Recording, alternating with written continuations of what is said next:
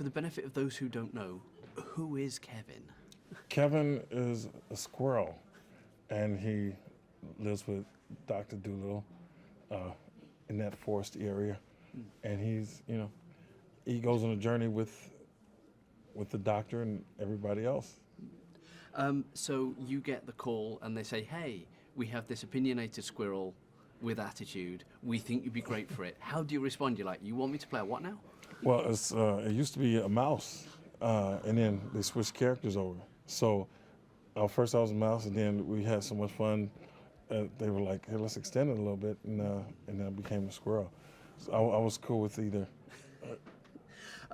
You're a man trained and experienced in improv. How much improv did you actually get to do voicing Kevin? Oh, we got to play around a lot with the script. We had the script, and then with almost every line, it was like we had many alternatives. So we were just collaborating, having fun, throwing lines around. When you're doing something like this, it takes place over, I'm guessing, months, maybe even sometimes years when you do this kind of stuff. How do you keep yourself in that mindset when you're just going into a studio sometime to lay down some more voice work and everything? Do you have to like keep it in your head? Do they play it back so you can just remind yourself? How does that work?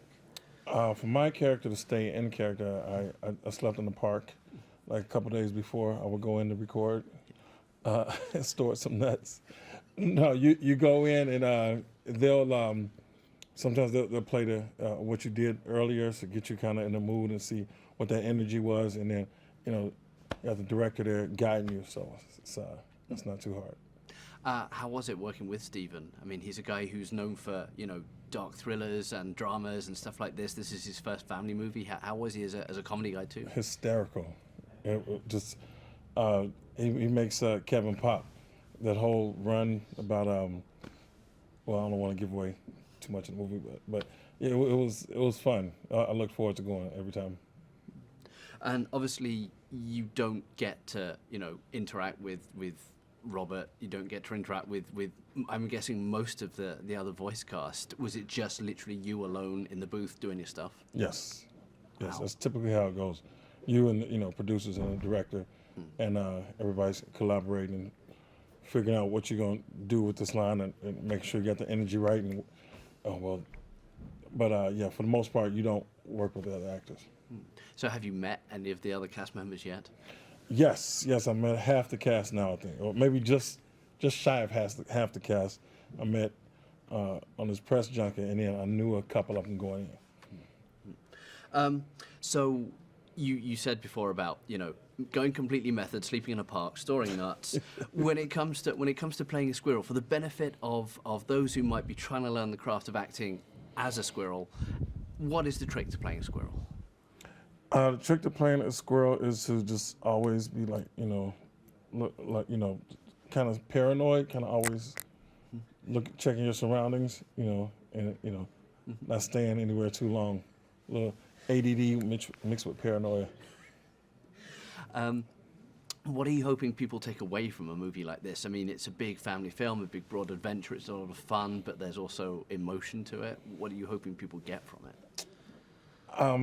Animals are family too. Is a nice message that comes across, and just the family is a very strong concept here, because these people started on this journey, and then their trials and tribulations bonded them to where they are a family. These people, these animals and people. And is this the kind of movie that you would normally check out yourself, or is it something that you just like take as a family? This is definitely a family film, and yeah, I would check it out. When I saw the trailer, I was blown away. I didn't know, they showed us some drawings here and there, but I had no idea it was coming like this. So yeah, this is one of those things that I would have to go see in the theater. So if you could talk to animals yourself, what do you think you'd be talking about? Just like, pizza and stuff, how's your day going? What's it really like? Is this right? Science says this about animals. Is this correct? Can you play the piano? Would you like to learn how to play the piano? if there is, if this turns into the Dolittle cinematic universe, like the Marvel cinematic universe, and there is a Kevin spin-off movie, which there probably should be, what would you want the story of Kevin to be?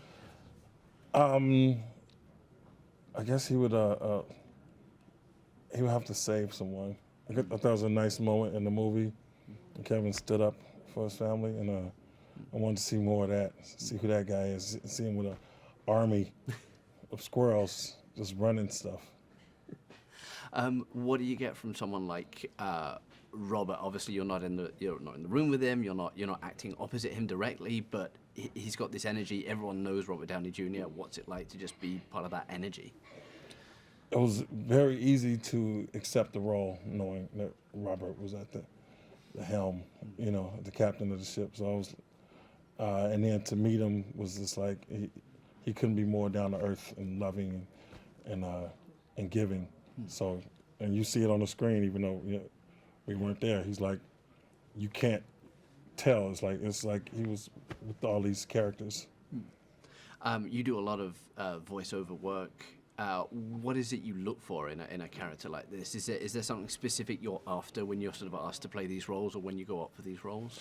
When I see, usually it's if something makes me laugh out loud, or it just makes me laugh, to be like, I can see what I can do with this, or moved emotionally some kind of way. Sometimes it's something to make me cry or whatever. But this one, like I said, I played one character first, and it was pretty funny, and then we switched over to Kevin, and then that was like, I lucked into that.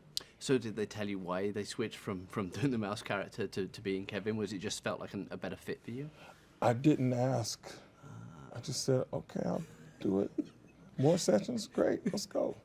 You didn't say, can I grab the paycheck for the mouse and for Kevin? No, I didn't. So when it comes to sort of big family movies, what do you think people want from this kind of movie? Magic. They want their kids entertained. But even I think there was a question about Dolittle. Why does this character matter today? And why is the story being told? I think the magic of just being able to talk to animals and to see that on screen, because we all imagined we could, and some people communicate on a higher level than others with animals, but to be able to like Dolittle is just a magical thing to behold. And it is, it's classic story. The books have been around for years and years and years. It's been turned into TV shows and movies before. What was your experience of Dolittle? Was it Rex Harrison? Was it Eddie Murphy? Eddie Murphy. Yeah. Whom I just worked with. So go from Eddie Murphy, who was Dolittle, to come to Dolittle was an interesting little thing. I was like, oh, that's interesting. Just worked with him and he played Dolittle. Now going over to another Dolittle. So that means naturally the end point of this will be one day maybe you'll be Dolittle. I didn't want to go that far to say it, but I did have that thought. There's two people now.